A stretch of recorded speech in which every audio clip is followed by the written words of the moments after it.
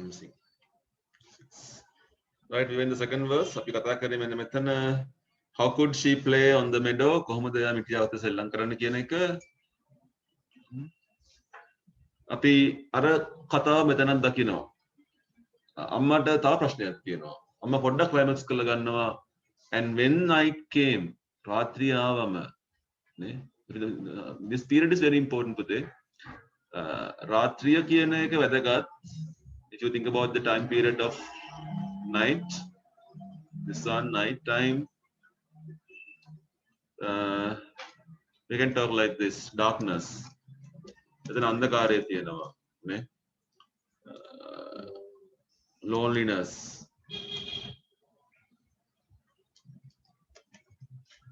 fear, එතන බය තියෙනවා. Isolation, තනි වෙලා හුදකලා වෙලා කියන එක නේ. තර දරුවෙක් අම්මා කෙනෙක් ගාවට එන්නේ රාත්‍රියේදීනේ බයයි. අම්මා ගාවට වෙලා ඉන්නවා කියන එක මම මේ නෙංගතුකම් පෙන්නනවා විතරනේ. No longer ආයි බෑ. තවදුරටත් බෑ. එහෙම එන්න නේ. කුමාරිකාවකට එහෙම වෙන්න බෑ. Would she sleep at my side? රාට කොහොමද ඇවිල්ලා මගේ පැත්තකින් නිදා ගන්න මගේ කියලා කියන්නේ. So this is a physical bond. මේ පෙන්නන්නේ අම්මා කෙනෙක් සහ දරුවෙක් අතර තියෙන physical bond එක. ශාරීරික බැඳීම කියන එක.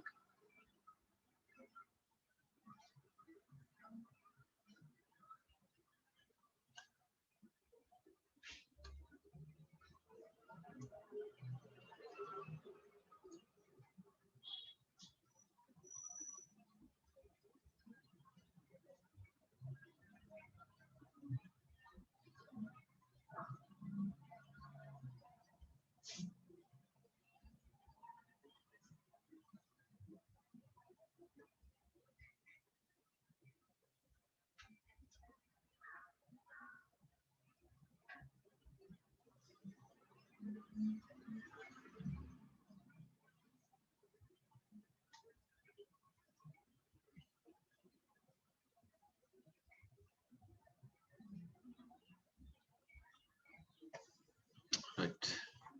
එතකොට අර මම කලින් කිව්වා වගේ පුතේ අන්තිම පේල් දෙකත් repetition එකක් තමයි තියෙන්නේ මෙතන. අම්මා emphasize කරනවා අවධාරණය කරනවා මට මෙහෙම කරන්න එපා. මට මෙහෙම වෙන්න දෙන්න එපා නේ. ආයෙ මෙතන කතා කරන දේගොල්ලොමනේ. දෙම් කියන එක මෙතන ඉන්නවා. අර මිනිස්සුම තමයි. ඒ කට්ටියම තමයි. So moving to the last verse මම යනවා අන්තිම කවියට මෙතන. Here. And even less do I want them one day to make her queen. Less. තවත් අඩුවෙන් තමයි මම ප්‍රාර්ථනා කරන්න කියන එක නේ. ඒතර කුමාරිකාවක් වෙනවටත් වඩා අඩු ප්‍රාර්ථනාවක් තමයි. කමන්න ඔබ කුමාරිකාවක් කර ගියන් බැරිම නම්. ඔබ රජ වෙන්න නම් යන්න එපා පුතේ කියලා කියන්නේ.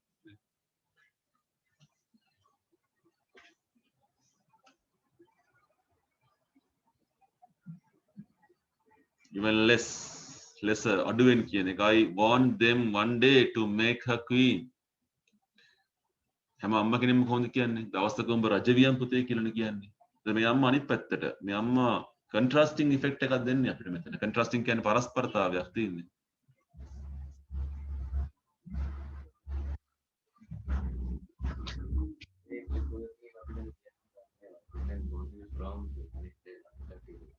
Strong.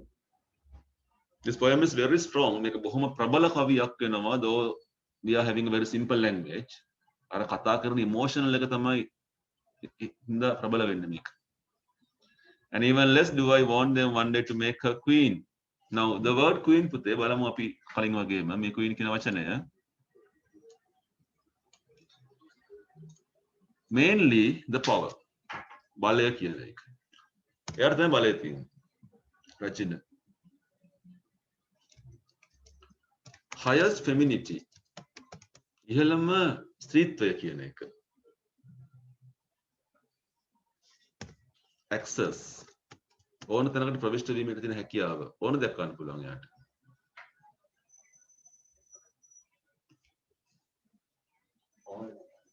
Yes. තර මේ මුකුත් එපා කියලා කියන්නේ. ඔබ බලයක් ගන්න යන්න එපා. නේ? ඔබ දැටි දේශපාලනයේ චරිතයක් වෙන්න යන්න එපා. එහෙම ඕනේ නැහැ. එහෙම කරනකොට මම කැමති නැහැ. එහෙම වෙනකොට කැමති නැහැ මම මේ කියලා කියන්නේ. අම්මගේ බය මොකද්ද? They would put her on a throne. So symbolic සිංහාසනය කියන throne කියලා කියන්නේ රජිනට හම්බෙන සිංහාසනයනේ. දැන් අපි දන්නවා පුතේ සිංහාසනය කොතරම් බරද කියන එක.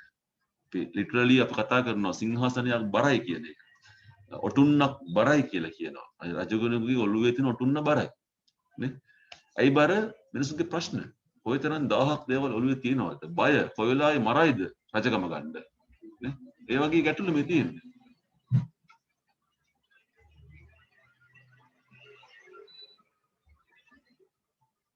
They would put her on a throne where I could not go to see her. අම්මා වශයෙන් මටත් ඒව බලන්න යන්න බෑනේ. මගේ දරුවා තමයි. අපි දන්නවා රජපෞලක් ගත්තම රජපෞලේ සම්මතයන් තියෙනවා. ඉන්න ඕනි විදිය, කන්න ඕනි වෙලාව, නිදා ගන්න යන විදිය, ඒ කාමරේ කොහොමද තියෙන්නේ, එයත් එක්ක කවුද ඉන්නේ, අම්මා මොන කාමරේද තියෙන්නේ, අම්මාට දරුවා හම්බ වෙනවා හම්බ වෙන්න පුළුවන් මෙන්න මේ වෙලාවට. වෙන වෙලාවක හම්බ වෙන්න බෑ. ඒ වගේ රජපෞල නීති තියෙනවා. So this talk about the hierarchical aspects. Hierarchical කියන රාජකීයත්වයේ සම්බන්ධව තියෙන කරුණු මේ කවිය කතා කරනවා. මෙතන පෙන්වන්නේ එහෙම දෙයක් පෙන්වන්නේ නෙමෙයි. රජවරු එහෙම තමයි. පොඩි කාලේ කිරි දෙන්න දෙන්නෙත් නෑනේ.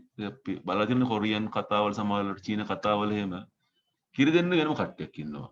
කවන්න වෙනම කට්ටියක් ඉන්නවා. නාවන්න වෙනම කට්ටියක් ඉන්නවා. ඉතින් අම්මට මුකුත් කරන්නේ නෑ. අම්මා බිසව. රජුරුවන්ගේ බිසව. මම ඉන්නවා. නැත්තම් රජින අටපාලනය කරන් ඉන්නවා.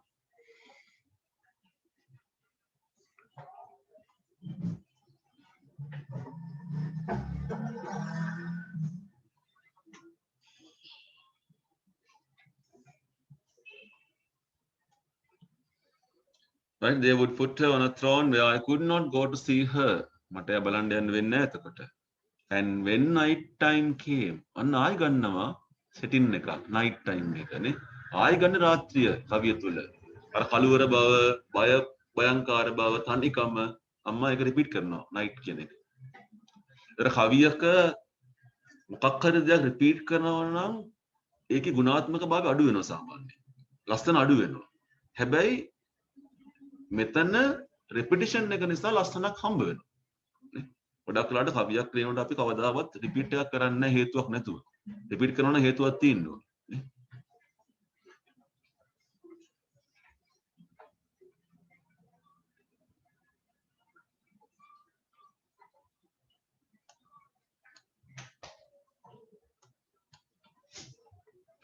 And when the time came, I could never rock her. Right. Rocking කියන්නේ නලවනවා. මේක දරු නැලවිල්ලනේ rocking the baby. බබේ නලවනවා කියන එක. rock කරනවා කියන එක අම්මා කෙනෙකුයි දරුවෙකුයි අතර තියෙන basic connection එක. මූලිකම සම්බන්ධය. නේ නලවනවා. ඒක අම්මා කෙනෙකුට කිරි දීම සහ නැලවීම කියන එක.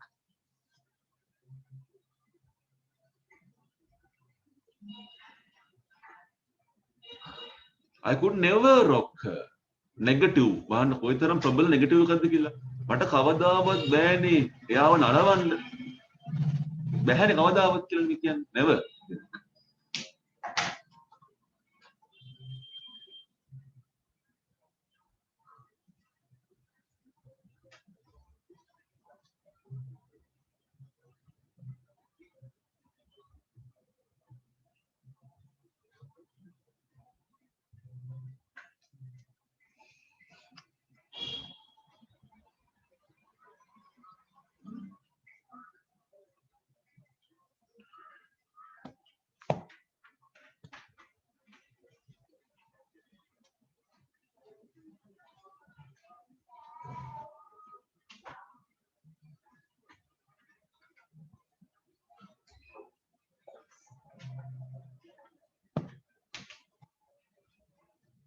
Right. ඒත් අපි කවිය අවසන් කරනවා අර පරණ කතාවෙන්ම I don't want them to make my little girl a queen repetition එකෙන් එයා ඒක ඉවර කරනවා. ඒතර තවත් අපි දකින්න similarity එකක් මේ කවි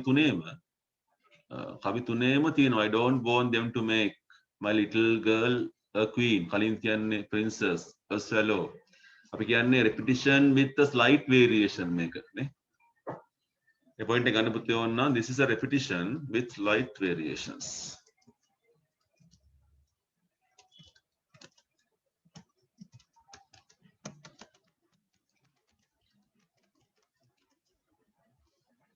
ඒක කවි තුනම ඇලුවොත් කවි තුනම තුල තමයි දකින්නේ අපි ඒක.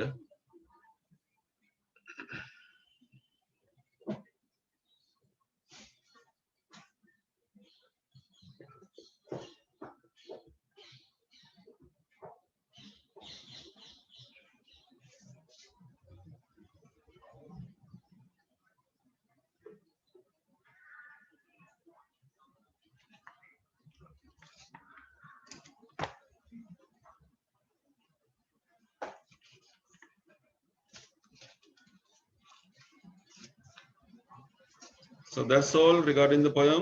කවිය සම්බන්ධයෙන් කතා කරන්න දෙන්න මට එච්චරයි. Any questions you want to ask? ප්‍රශ්න තියෙනවා අහන්න පුළුවන්.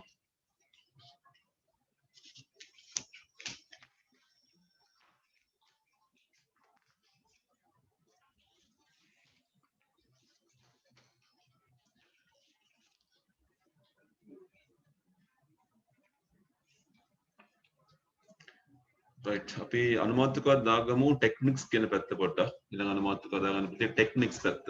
literal techniques නැත්නම් techniques කියන ටික. Poetic techniques. Page number 13.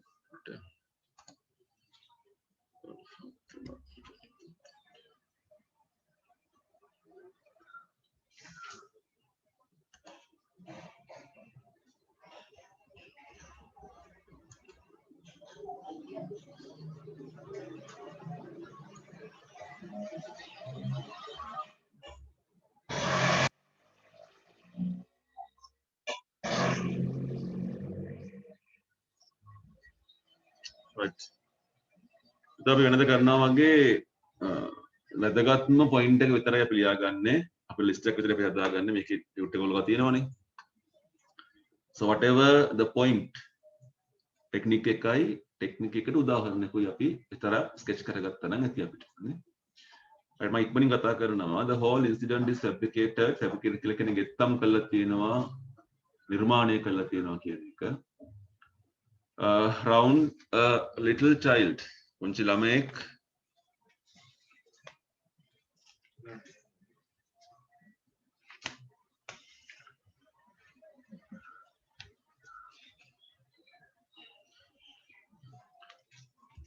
how her mother looks at her amma තමන්ගේ දරුවා දිහා දකින විදිය for this purpose මේ කාරණාවට the poetess has taken 3 symbols දැන් කලින් ලියපුවා ලියා ගන්න ඕනේ නැහැ ආයි වැඩක් නැහැ ලියලා නේ symbols තුනක් පාවිච්චි කරනවා effectively බොහොම ඵලදායී ලෙස එකක් තමයි shallow princess queen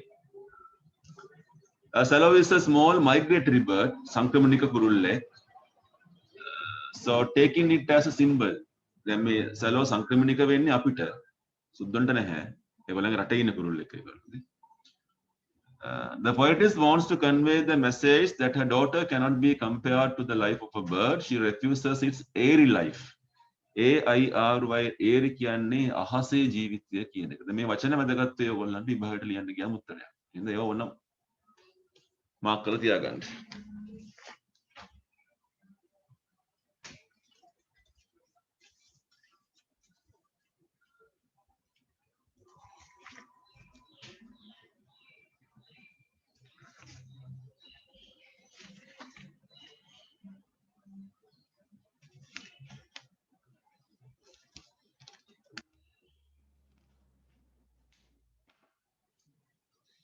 Go to the next page. අපි යන් ඊළඟ පිටුවට නේ.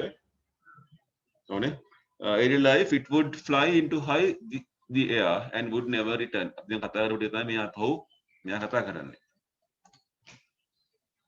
Page number 16 දාසය. අපි පිටුවට යමු.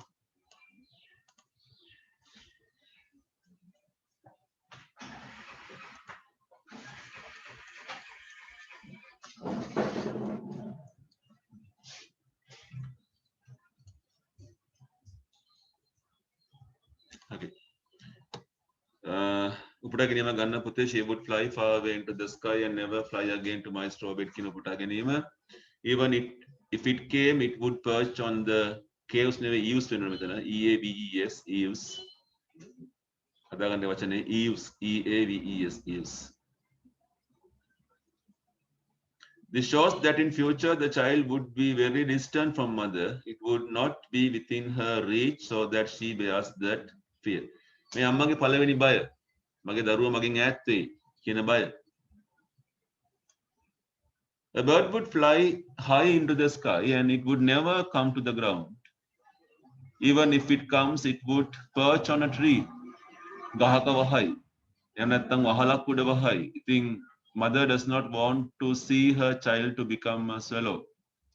By taking the symbol as swallow, the poet is conveys කියන්නේ අපිට කියන්නේ අපිට අදහස් ප්‍රකාශ කරන්නේ අය දුරභාවය කියන එක, matter of distance කියන එක, දුරස්ථභාවය කියන එක. Parents are always fond කියන්නේ ආසයි කැමති රුචිය කියන එක of keeping their children within their reach. තමන්ගේ දරුවෝ තමන්ගේ අත්තේ දුරින් අත්මායිමේ ඉන්නවා නම් හැමෝම කැමති. දෙවනුව ඇය ගන්න උදාහරණය තමයි princess කියන උදාහරණය. A princess lives in a palace where she is entitled කියන්නේ හිමි. ඇයට නිමිති කියන එක, ඇයට අයිති කියන එක. To enjoy all the luxury and comfort. සුඛෝභෝගීතාවය, සුව පහසුව මේ හැමදේම. Tiny golden slippers symbolizes her rich life. But mother does not want to see it. If it becomes a princess, how can she spend a normal life with her mother? කොහොමද සාමාන්‍ය ජීවිතයක් ගත කරන්නේ? A child should have freedom to enjoy her own environment. අර තමන්ගේ ආසන්න පරිසරයේ විඳීමට තියෙන අවස්ථාව ළමයිකට අපි ගන්නවා මෙතන මෙඩෝ කියන සිග්නිෆිකන්ට් ඉන්සිඩන්ට් එක. අම්මා කැමති දරුවා සබාදහමත් සමග ඉන්නවා නම් කියන එක, සබාදහමට තියෙන ප්‍රවිෂ්ටය අගය කරනවා කියන එක. ඉතින් සුඛෝභෝගීත්වයක් ඕනේ නැහැ. සබාදහම වටිනවා එයාගේ ජීවිතේට. On the other hand, once again the poet reiterates කියලා කියන්නේ යලි කියනවා, යලි ස්ථාපනය කරනවා, යලි පවසා සිටිනවා කියන එක. යලි කියන්නේ her fear that she would be deprived කියන්නේ අහිමි කරන කියන එක. නැති වෙන. Both her child and her love. දරුවත් නැති වෙයි, දරුවගේ ආදරෙත් මට නැති වෙයි කියන එක. නේ? කුමාරිකාවක් වුණොත්. And when night came, no longer would she sleep at my side. She is in fear whether she would be deprived of her child's warmth. අම්මා කෙනෙක් හැමතිස්සෙම ආසයි දරුවගේ උණුසුමනේ.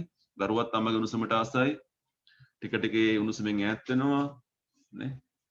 අම්මා කෙනෙකුට ඒ උණුසුම මතකයි. ජීවිත කාලෙම මතක තියෙන උණුසුම දරුවෙක්ගේ උණුසුම කියන එක.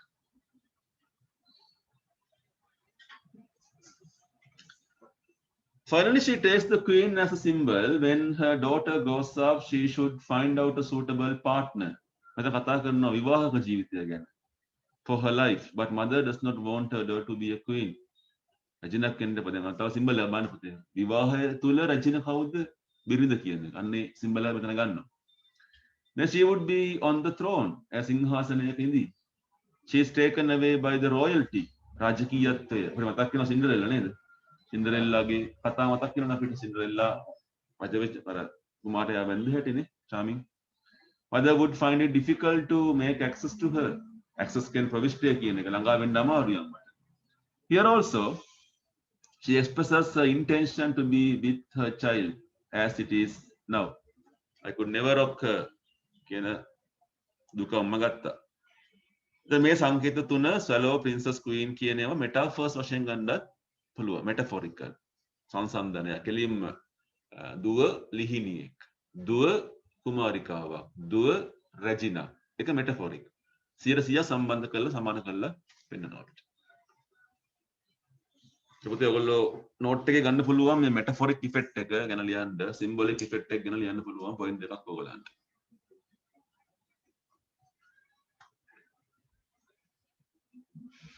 Throughout the poem, කවිය තුල සමස්තයක් වශයෙන් හිතුවොත් කවියා බොහොම effective, බලවත්, හිතට දැනෙන influencing කියන්නේ හිත අල්ලගන්න visual imagery. ඔයගොල්ලෝ දන්නා visual imagery අපි කතා කරලා තියෙනවා. දෘශ්‍ය රූපක. අපිට රූපමාවනවා හිතේ. ඉස්සෙල්ලාම කතා කරනවා අම්මා කෙනෙක් ගැන නේ. ඇගේ ප්‍රකාශයන් කේන්ද්‍ර වෙන්නේ යොමු වෙන්නේ දරුවගේ අනාගතයට. එයාට ඕනි දරුවත් එක්ක ඉන්න, දරුවගේ උණුසුම විඳින්න හැමදාම. මෙතනදී කවියා මානසික රූපයක් හදනවා අපේ තුල, පාඨකයාගේ මනස තුල. කොහොමද දරුවව ගන්නේ, හකින් වැළඳ ගන්න දැඩිව ස්ටඩිලි. බොසම් කියන්නේ තුරුල කියන එක නේ. තුරුල අම්මගේ තුරුලට කොහොමද දරුවෙක් එන්නේ කියන රූපේ මවනවා.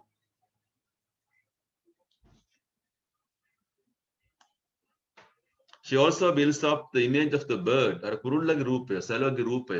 පුංචි කුරුල්ලෙක් අහස පියාඹනවා, ලොකු අහසක් කියන එක අපි මේ කතා කරලා දැන් නේ. මේ කුරුල්ලගේ රූපය අහස පියාඹන, ගහක වහන, බහල උඩ වහන, කොහොම ලස්සන රූපය මේ ඉමේජ්ස් එතන තියෙනවා. විෂුවලයිසිං ඉෆෙක්ට් එකක් තියෙනවා. Next page අපි යම් ගහක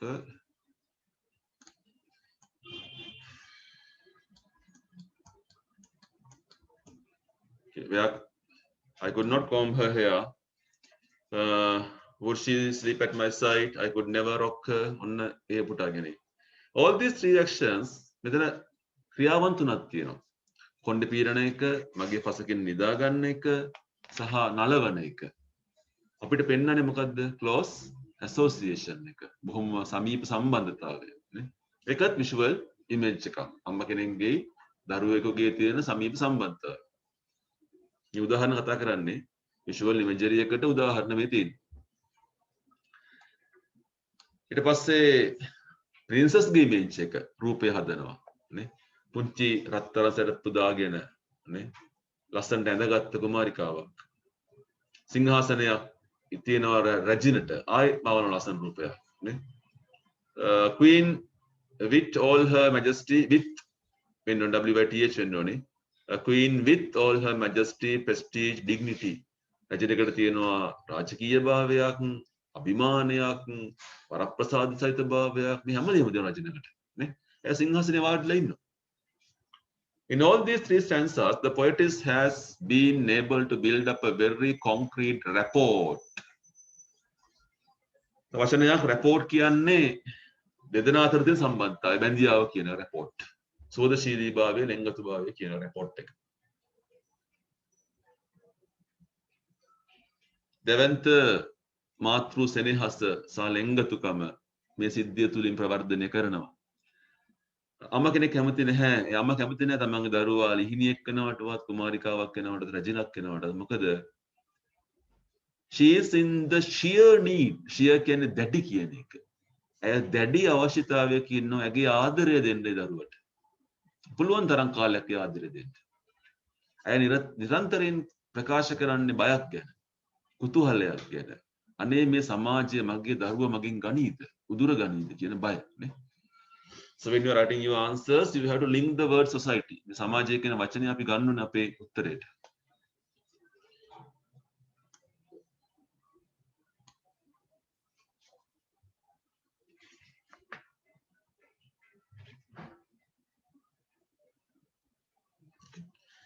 So these two lines are repeated in the first stanza to emphasize මම කිව්වා මේ emphasis එක මම කතා කරවලත් එක්ක affection towards a child. Apart from that ඒ හැරුණකොට අපිට වචන තියෙනවා my little girl මගේ පුංචි කෙල්ල කියන එක. ඒකත් කියනවා නිතරම කියනවා.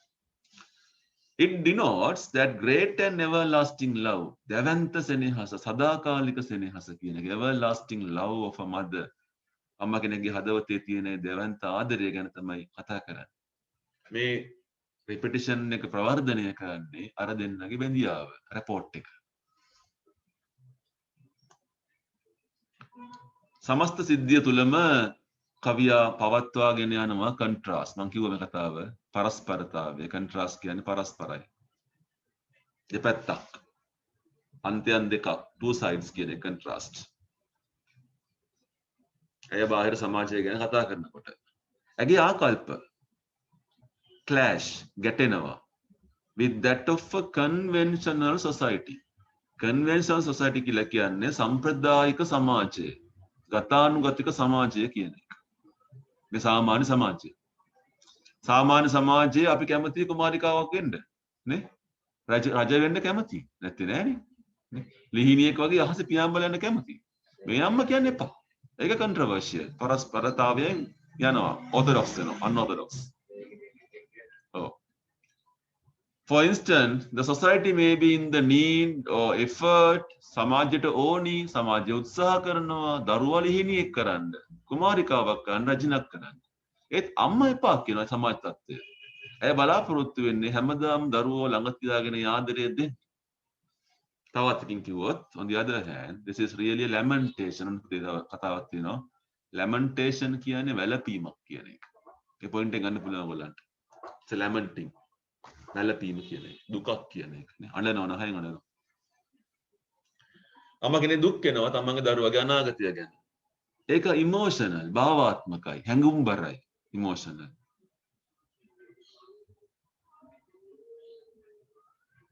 She expresses her enormous anxiety. ඇය පවසනවා ඇගේ දෙවන්ත කුතුහලය whether she would be deprived. අනේ මට නැති වෙයිද? depriving කියන්නේ නැති වෙනවා කියන එක. Whether she would be deprived of her daughter during the days to come. එන්න තියෙන දවස්වලදී අනාගතයේදී. දරුවා දියණිය ඇයව දාලා ගියොත් නේ or if she is offered more luxury and comfort එයාට සුව පහසුකමක් සුඛෝභෝගීත්වයක් හම්බුනොත් එහෙම නැත්නම් එයා ඉහළ තත්ත්වයටපත් වුණොත් එහෙම අම්මට අනිවාර්යයෙන්ම දුවගේ ආදරේ නැති වෙනවා. ඉතින් අම්මා බයයි ඒ ආදරේ නැති වෙයි කියන එක. ඊට අමතරව අය කියන සමහර තැන් තියෙනවා බලන්න මේ she also mentions how she shows her love. මම කොහොමද කොණ්ඩේ පීරන්නේ? අනේ මට තවදුරටත් එයාට බැහැනේ මගේ ළඟ නිදා ගන්න නේ. මම කොහොමද මෙයා නලවන්නේ කියන එක.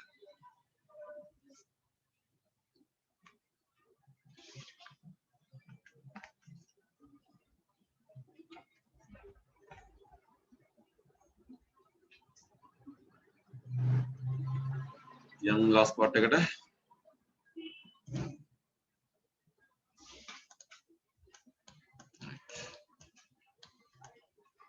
in these lines the poetess expresses in අපිට පුතේ තියෙන ස්පීච් එකේ මුල ඇති expresses how enormously mother loves her daughter. ඒතර මේ ආදරය කියන එක බොහොම හැඟුම්බර වෙනවා අපේ හිත තුළනේ. I don't want them to make hear the word them මම කිව්වා ambiguous. ambiguous කියලා කියන්නේ පැටලෙලි සහගතයි. අපිට හිතා ගන්න බෑ කවුද කියලා නේ. කවුද මේ දරුවව ගෙනියන්න හදන කට්ටිය? සමාජය වෙන්න පුළුවන් නේ. ඒක අපි දන්නේ හරියටම. අම්මා තමයි කියන්නේ. That is ambiguity. Mother does not want to expose her daughter to the outside world. බාහිර ලෝකයට දරුවෝ නිරාවරණය කරන්න ඕනේ නැහැ අම්මා කෙනෙකුට. අපි කතා කරා ක්ලයිමැක්ස් කියන සිද්ධිය ගැන. ක්ලයිමැක්ස් of the peak මේකේ උච්චත්වය, උච්ච අවස්ථාව කියන එක එන්නේ හැම කවියකම end of each tense අවසානයේ තමයි දකින්නේ අපි. ඇය කියනවා ඇගේ දැඩි අවශ්‍යතාවය, දැඩි ස්ථාවරය. that she virtually hates. ඇත්තෙන්ම ඇය වෛර කරනවා. අනේ මට මගේ දරුවෝ මෙහෙම කරන්න එපා.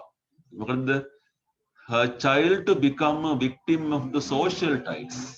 සමාජ රැලි කියන එක. ටයිඩ් එකක් කියන්නේ පුතේ උදම් රැල්ල කියන එක. සමාජය එනවා රැලි කියන එක. සමහර කාලට අඳිනවා කොට කාලෙස සමහර කාලෙ දිග කාලෙස. ඒක වෙනස් රැල්ල ට්‍රෙන්ඩ් එකක්. ටයිඩ් එකක්. සමහර කාලට මාල දාන සමහර කාලට දාන්නේ නැහැ. කොණ්ඩේ උට්ට පිරන පැත්තට පිරන. social tides.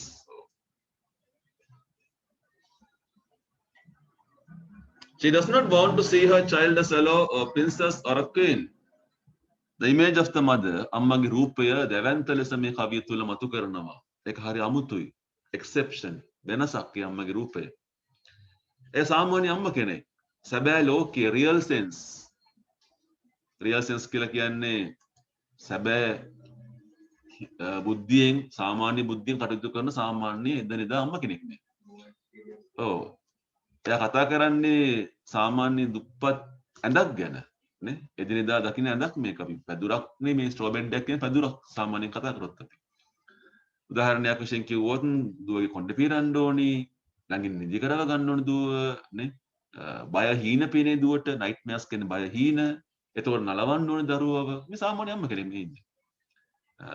She wants her daughter to be herself. අම්ම කැමති දුව වෙනවා නම් නේ.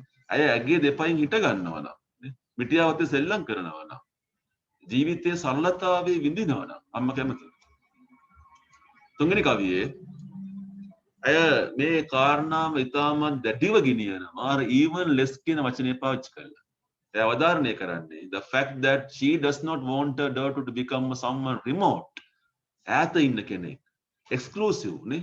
අපිට යාගාවට යන්නත් බෑ. එයා විශිෂ්ටයි කියලා කියනවා. සිංහාසනයක් උඩ ඉන්නේ. That is exclusive. She wants her daughter to stay rooted to her origins. Rooted කියන්නේ මුල් බැහැගෙන. පුතේ උඹ ඉඳපන් උඹ උපන් තැන. Rooted to origins. සම්භවය තුල ඉඳපන් කියලා කියන්නේ. To be herself, not to have unrealistic or unrealizable false goals. අන්න වැදගත් පොයින්ට් එක පුතේ මේක.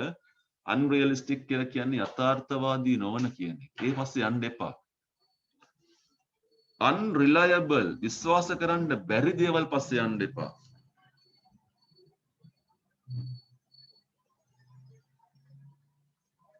බොරු බලාපොරොත්තු goals කියන අරමුණු ඉලක්ක මත යන්න එපා. She wants the relationship between her and her daughter to remain. මේ දෙදෙනා අතර තියෙන බන්ධනය හැමදාම තියෙන්න ඕනි. ඒක බොහොම ලෙන්ගතුමය සෙනෙහස්ම බර සම්බන්ධයක් වෙන්න ඕනි. කවිය පුරාම throughout the poem the poet presents not only the genuine love of her mother but also an attitude that she criticizes. ඇය තුළ යම් ආකල්පයක් තියෙනවා. ඒ ආකල්පයේ ඇටිටියුඩ් කියලා කියන්නේ ක්‍රිටිසයිස් කරනවා කියලා කියන්නේ විවේචනය කරනවා කියන එක. විචාරය විවේචනය කරනවා.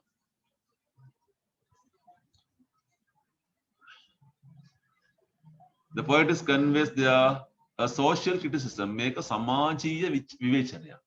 සමාජය තමයි අපි නරක කරන්නේ කියලා මේ අම්මා කියනවා. සමාජය තමයි මගේ දරුවා මගෙන් ගෙනියන්නේ කියලා කියනවා.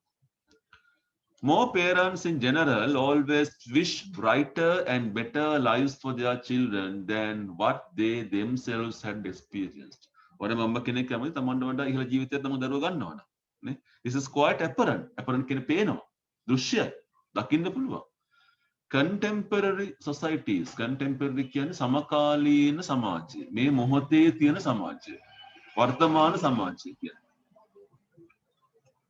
The poem seemed to have a message. Medu පණිවිඩයක් තියෙනවා.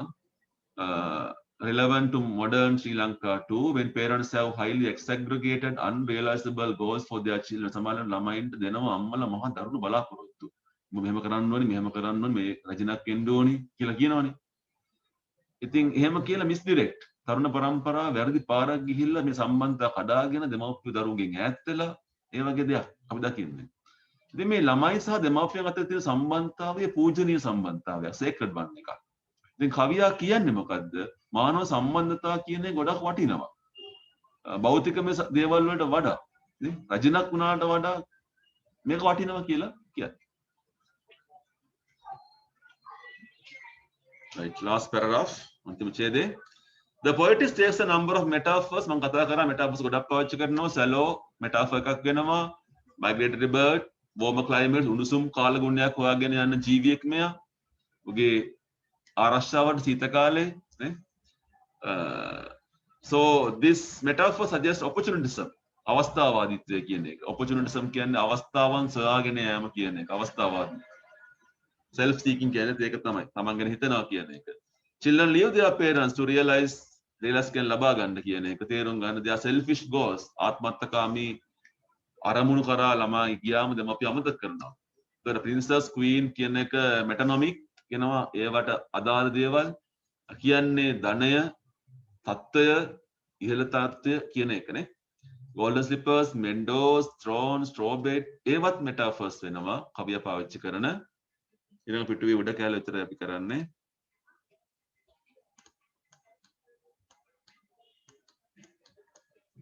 Okay, the poetess used two types of imagery. She would fly far away into the sky and never fly again into my straw bed. The far away sky and my straw bed are paradox here. Paradox කියන්නේ පුතේ පරස්පරයි. අන්ත දෙකක් දෙපැත්තක් නේ. ඈත අහසයි මගේ පැදුරයි කියන එක දෙපැත්තක්. The poetess builds up contradictory visual imagery. on the technique එකක් මේක. පරස්පරතා සහිත දෘශ්‍ය රූපක කියනවා. contradictory visual imagery කියන ටෙක්නික් එක. පරස්පරයි විරුද්ධයි. අර්ථ ගැටෙනවා කියන එක.